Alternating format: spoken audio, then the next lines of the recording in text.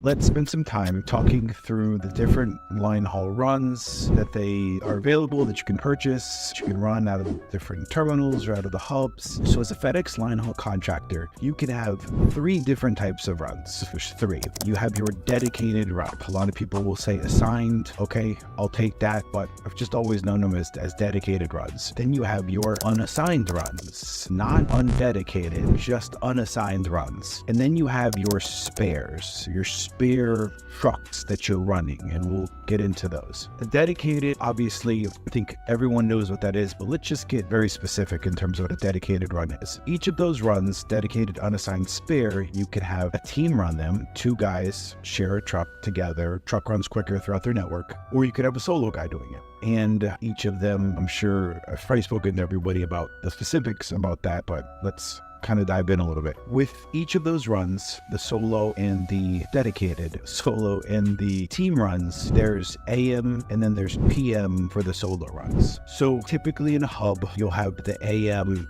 solo runs and then you'll have PM solo runs. Now, there's obvious benefits. Both AM runs for a solo guy, he comes home every day, and then the PM guy, he also comes home every day. One works days, one works nights. The different locations of where your truck's going to be going to for those particular runs will be dependent on where the freight's headed. You know, a lot of my answer is going to be in relation to what are we going to do? How many miles are we going to do? Where's their freight going? We know the answer to, I think, most of those questions for most of the hubs throughout the network and many of the terminals that we have experience with. So diving in, when it comes to the dedicated run, imagine a scenario where a driver starts in New York, and in the New York metro market is serviced by the Woodbridge hub. So let's use Woodbridge as the example. Driver starts in Woodbridge and drives up to Syracuse. It's about 200 miles. He drives up to Syracuse, he drops there, picks up a different set of trailers, and then comes back, and he's done for his day. That's an 11, 12-hour day, and he goes home. Great run,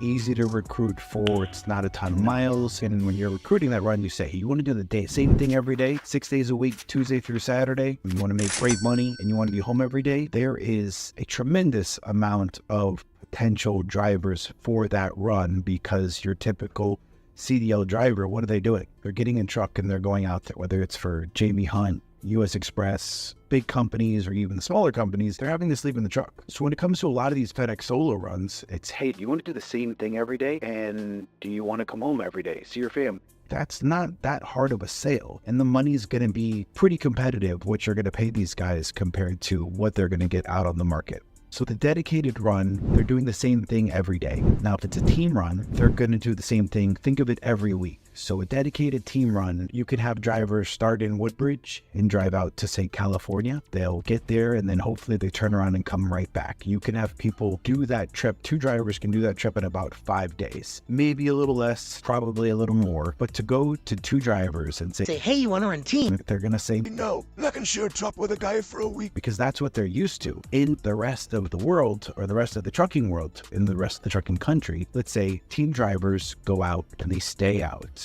and they come home for a couple of days, especially the new guys. They have to do that. That's how you earn your stripes in this trucking industry. But for the FedEx teams, dedicated teams, they come home. They're resetting. They're doing their 36-hour reset in their home location 95% of the year. And think about it on a weekly basis. So call it 50 out of 52 weeks a year, they're going to be back home. Now, there may be a scenario, it's probably more of a truck breakdown or a weather-related issue that they can't get back and they have to do their reset on the road. Few and far between on a dedicated run. So we want dedicated runs. That's the goal. They're easy to recruit for. They're easy to pull up a P&L for. It's not hard to manage a business full of dedicated runs. Those are the runs that are going to command the most money on the open market when we go to make an offer or when we're selling the runs. That's what you want to build your business with. Those are dedicated runs. You could have a team dedicated run, a solo dedicated run. It's very easy to understand. Driver goes from point A to point B, comes back to point A. Maybe there's a scenario where they're doing a couple different drops, but they're doing the same thing every week. So it's easy to recruit that guy.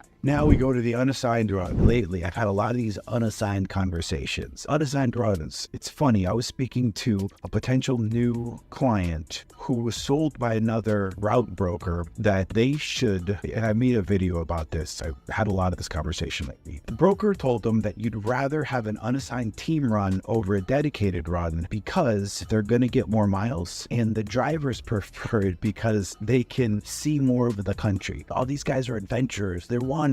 They live a nomadic lifestyle and they want to go out and see the country. I promise you that's just not the case. It's not the case at all. Unassigned runs, synonymous with wild teams. Oh, you have a wild team. It wasn't always that case, or I'll talk about it, but your unassigned runs, unassigned solo runs, unassigned team runs. And with the unassigned solo runs, you have your days and your nights, your AM and your PM. So what does the unassigned run do? We've always loved the unassigns. Everything good I probably have in this FedEx space, a lot of it was built with our success of running those unassigned runs, not being scared of them because they're extremely profitable. So what is an unassigned? It's not just a wild team. It's not just, oh, they can go anywhere. If you look at any given hub, let's say, and we talked about the hubs versus the terminals, but let's look at the hubs. So I'm going to take that same Woodbridge hub, for example. Where are those unassigned runs going to?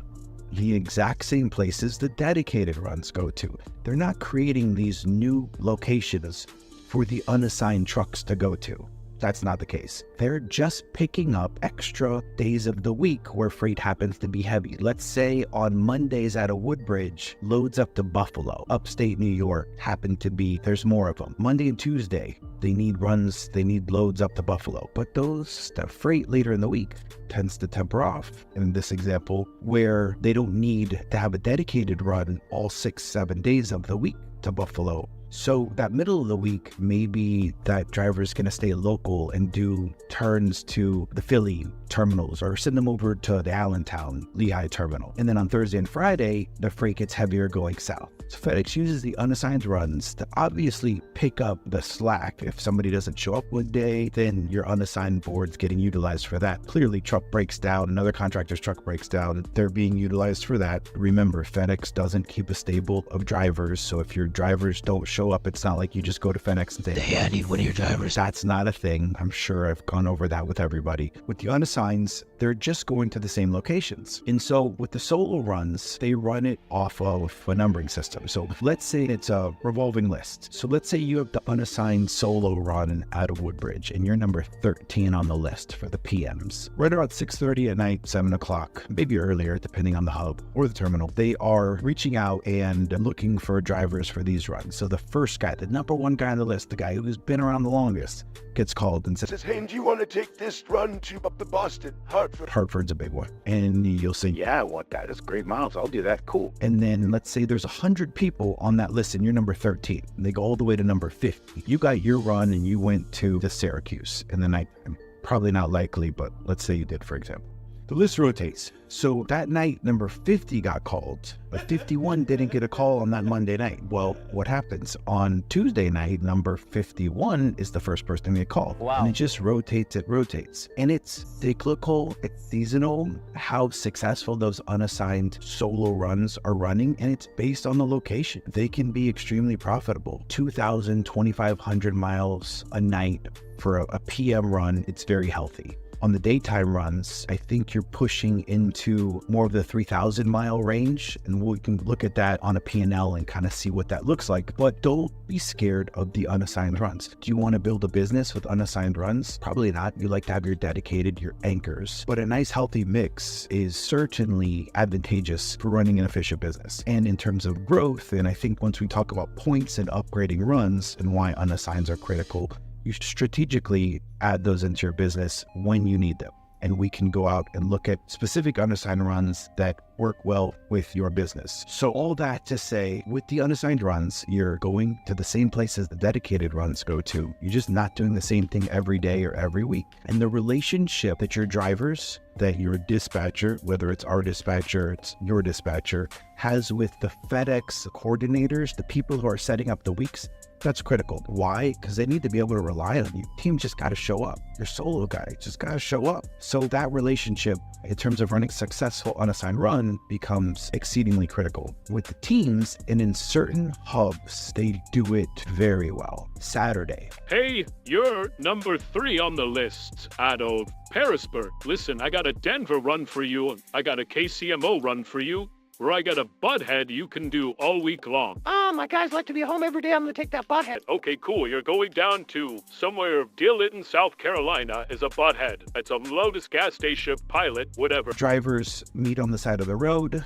They meet another team from, say, Orlando, Atlanta, Savannah, somewhere south. They meet in Dillon. They exchange their trailers and they all go back. The benefit for those runs is those drivers are coming back to their home terminal every night. You could have those as dedicated. You can have those, you can do those as unassigned. And if you get it for the week as unassigned, you're doing that for the entire week. So you know you're going to have a successful 5,000 mile week at the beginning. And you knew that on Saturday before your drivers had to show up on Monday, Tuesday, whenever the run started. So that relationship with the unassigned run's critical. And then we have the spare runs. And a spare is exactly what it sounds like. A spare run is you bought an extra truck and you put a driver in it. And you call up the terminal and you say, hey, I got this truck with these drivers. Do you need any help today? Oh yeah, they need help. Depending on the time of the year, peak season, have at it. FedEx needs freight. FedEx needs you to take their freight so they're not overpaying a third-party company to pick up that freight for them, pay triple for GB Hunt to take the freight for them. So by all means, you can run spares, and we've been very successful running spares, and many of the companies that we're running, assisting them in their operations, they're running spares successfully. And the key is to not necessarily have that expectations, remain humble, and just make sure your drivers are going extra. You're paying those spare drivers more money than the unassigned. And a lot of times it's essentially the same lifestyle for them. Where are they going? Well, the same places the dedicated and unassigned are going to. You're just picking up the extras. Enough unassigned teams out of Metuchen in order for them to fulfill their freight needs. So as opposed to going to JB Hunt and paying them to do it, you had a spare truck, so you get to do it. And building that relationship is critical. So yes, by all means, there's spares. Those are the 3 runs. Those are 3 types of runs. Now, you could make an argument that there are P&D pickups, pickup and delivery with semi-trucks. So there's a P&D aspect from the line haul, which is different from the P&D home delivery, completely separate business model, different box trucks, not the same life. Drivers don't need CDLs. You also do P&D pickups. You can, especially in the smaller terminals with your semi-trucks. So semi-truck driver grabs an empty 53-foot trailer out of a Philadelphia terminal. He drives it over to Walmart, literal Walmart. He drops that trailer and he picks up a loaded trailer and he brings it back to that terminal. They sort, they break it down, and they put the boxes where they need to go, and then they deliver everything out of there. But in that scenario, more than likely, that box of trailers that Walmart is shipping is going far. So they're eventually getting that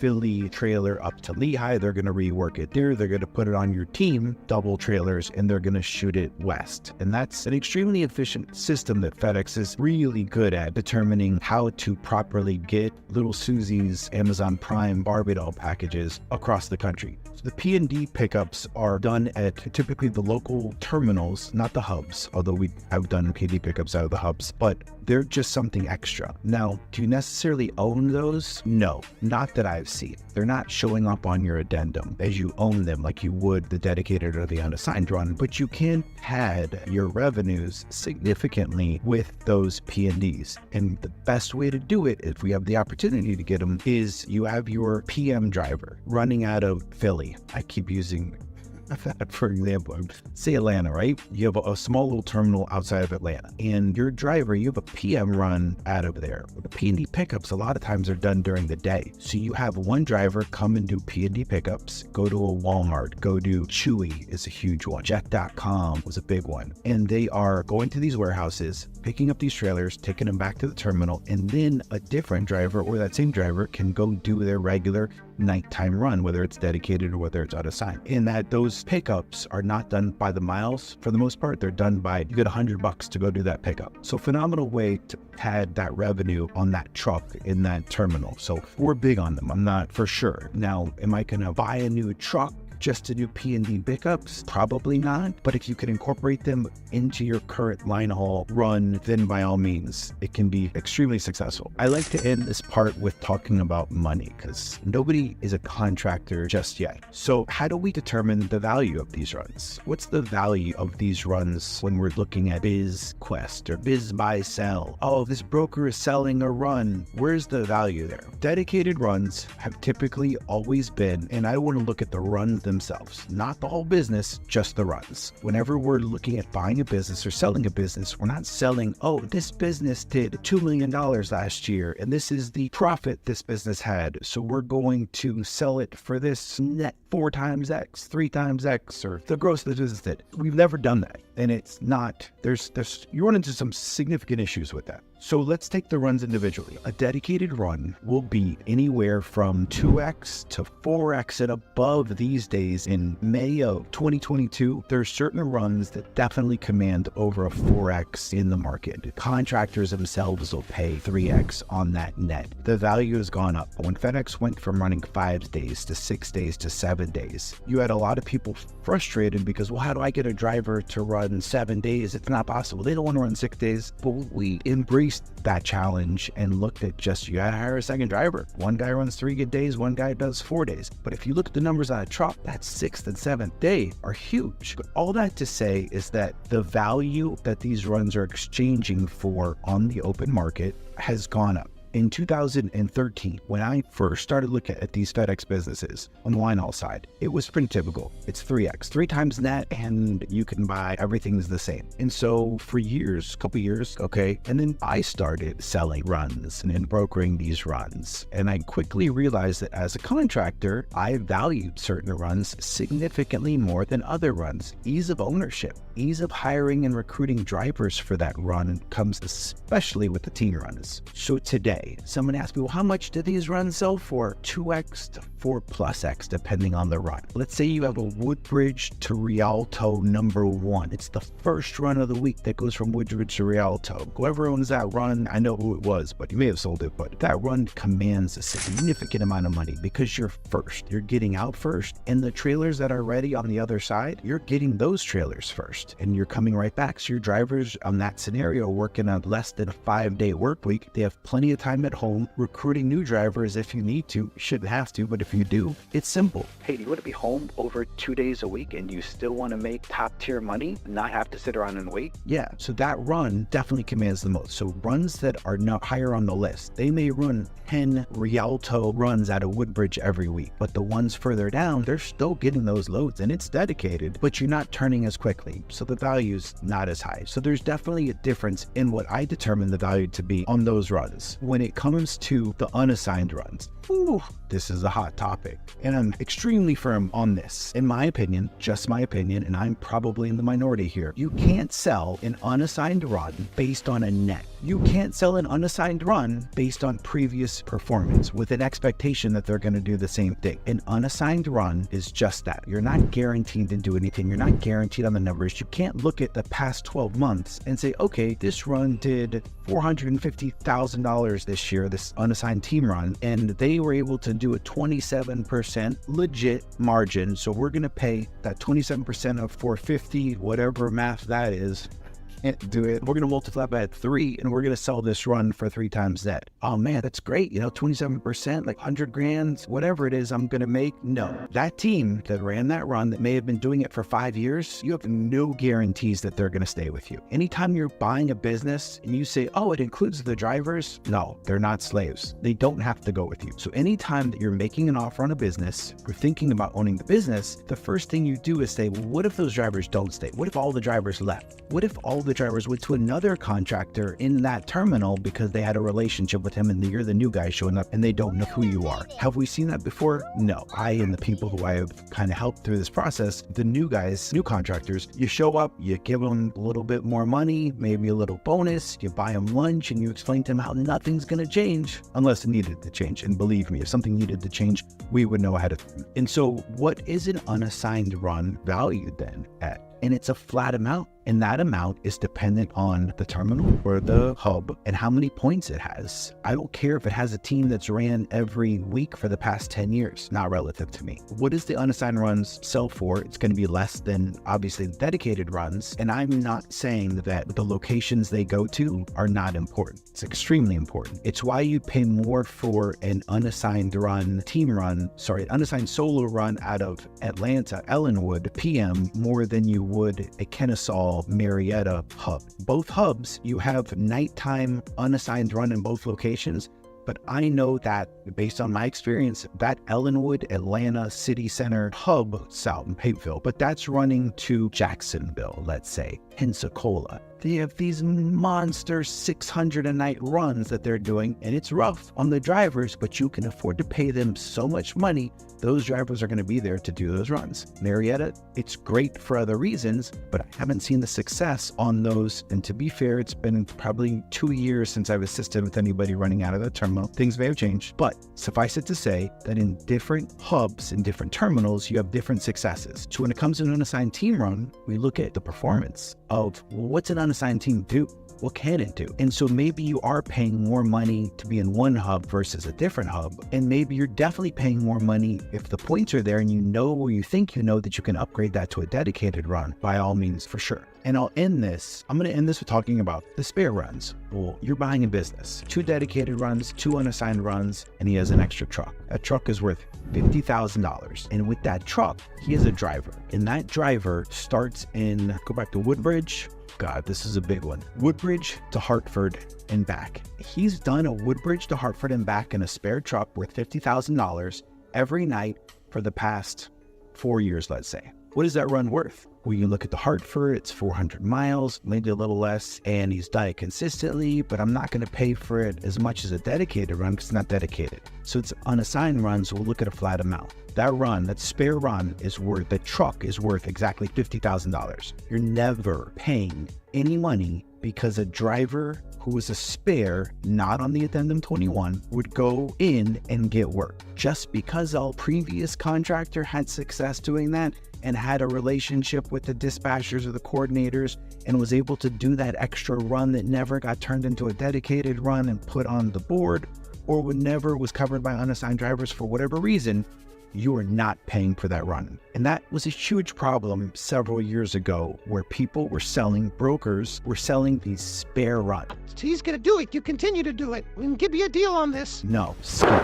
Hell no. Very passionate about that. And I've seen contractors get burned because they paid for a run that was supposed to do the same thing once they bought it. And afterwards, my relationship wasn't with you. My relationship was with this guy. Why am I going to no. So be careful with that. Anybody who we've contracted with or consulted with to do whatever service, it's not a thing. We don't let that happen. But there are still brokers who will try to sell you a spare run. And that I have a real problem with. Now, the idea of selling an unassigned run for whatever you can get for it, hell, more power to you. That's on the addendum. There's an asset there. You own it. For me, for anybody that I work with, if I'm advising unassigned runs, is we definitely want the unassigned runs, but we'd be very strategic in which ones go with the business that we're either A, building, or B, buying. And then obviously dedicated runs, you want them. And you can build a very easy P&L off those runs, and you have an expectation every day, every week, every year of exactly what that's going to be. Next,